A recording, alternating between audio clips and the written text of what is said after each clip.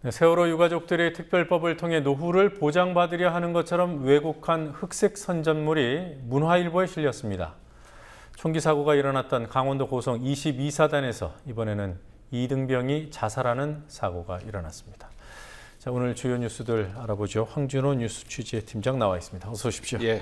먼저 문화일보에 실린 광고 얘기부터 해보죠. 예, 오늘 문화일보 석간신문이죠. 31면 하단에 세월호 유가족들을 비난하는 흑색 광고물, 흑색 선전물이 실려서 파문을 일으키고 있습니다. 지금 보시는 광고인데요. 제목만 보면 세월호 참사를 마치 추모하는 것 같은 그런 광고입니다. 그렇지만 내용을 뜯어보면 유가족들을 비하하고 기소권을 포함하는 그런 새로운 세월호 특별법을 비판하고 있는 그런 광고입니다.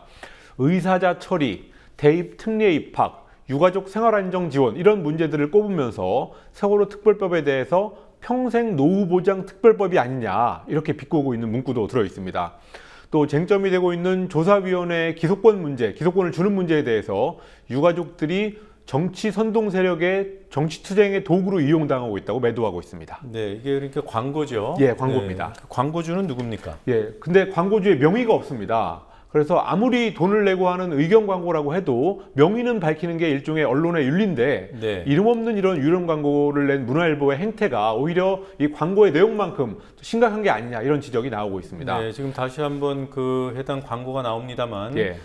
그 주장의 내용들은 꼼꼼히 적어놨어요. 대부분이 흑색 선전들인데 예. 광고의 주체가 어디에도 적혀 있지 않군요. 그렇습니다. 네, 그래서 이런 광고 저도 처음 보는데요. 예, 논란이 일으니까 문화일보는 수구단체인 어버이연합이 광고주였다. 그렇지만 어버이연합 측에서 이름을 노출시키지 말아달라고 요구했다. 이런 해명을 내놨습니다.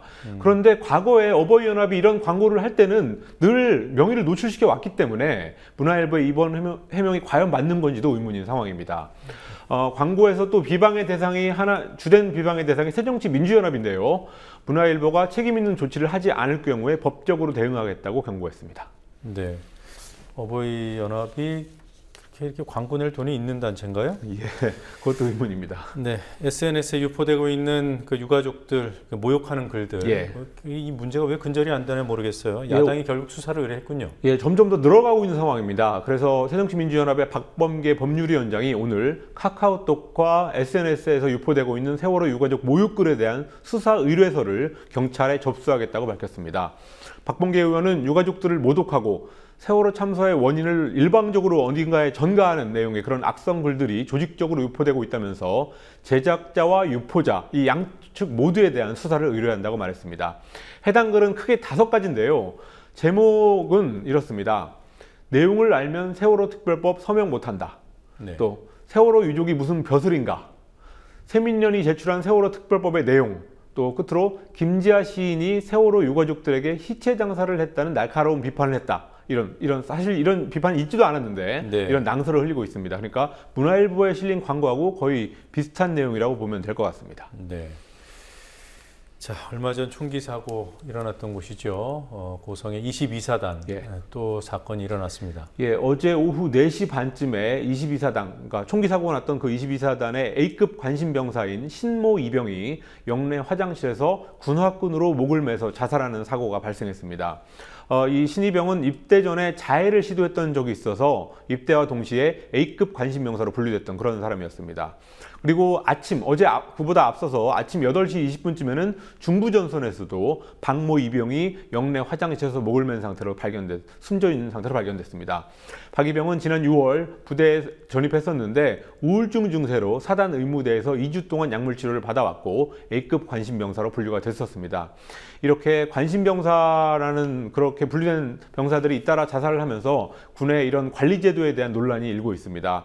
지난 6월 22사단 총기 사고 후에 군이 심리검사를 강화하고 또 관리제도를 개선하겠다라고 발표를 했었습니다. 그렇지만 이렇게 어제 잇따른 자살 사건이 일어나면서 군이 할 말이 없어지게 됐습니다. 네. 자, 그리고 이게 통합진보당 이석기 의원 사건이요. 내란 네. 음모 사건으로 불리는 이 사건에 그 최고위 성직자들, 각 종교 교단의 최고위 성직자들이 탄원서를 냈어요. 예, 일단 오늘 있었던 재판 소식부터 먼저 말씀을 드리자면 예. 서울고등법원에서 내란 음모 혐의를 받고 있는 통합진보당 이석기 의원 등의 항소심이 열렸는데 검찰이 1심 때와 마찬가지로 징역 20년을 구형했습니다. 근데 그에 앞서서 어제 4대 종교 최고위 성직자들이 이석기 의원에 대한 선처를 호소하는 탄원서를 법원에 제출해서 이목이 집중되고 있습니다. 네. 탄원서를 제출한 사람들은 최고 천주교 염수정 추기경, 그리고 조계종의 자승 총무원장, 한국기독교교회협의회 총무인 김영주 목사, 또 원불교회 남궁성 교정원장이었습니다. 특히 이 염수정 추기경 같은 경우는 7명의 피고인들의 가족을 직접 면담한 후에 자필로 탄원서를 작성해서 법원에 제출했다고 합니다. 이번 탄원서 같은 경우는 천주교 정의구현 사제단이라든지 그런 일종의 진보 성향의 단체가 아니라 각 종단을 대표하고 있는 최고위 성직자들이 사회적인 이슈에 관해서 처음으로 한 목소리를 낸 그런 이례적인 일이라고는 평가가 나오고 있습니다. 이석기 의원의 항소심 판결은 다음 달 11일인데요. 과연 법원이 이런 종교 지도자들의 탄원서를 감안해서 1심과 다른 판결을 내릴지 이목이 집중되고 있습니다. 네.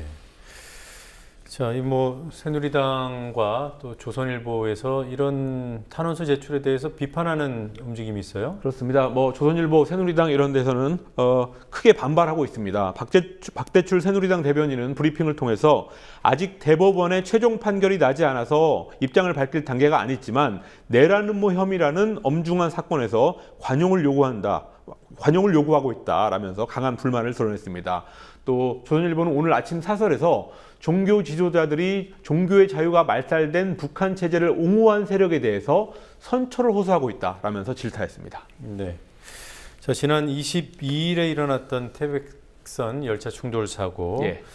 자, 이 근본적으로 원인을 규명해 달라 이런 시위를 기관사들이 하고 있습니까? 예, 그렇습니다. 22일에 있었던 태백선 열차 충돌 사고에 대해서 코레일은 기관사가 정지 신호를 확인하지 않아서 생긴 일이다라고 설명을 하면서 관련자 4명을 직위 해제한 상태입니다.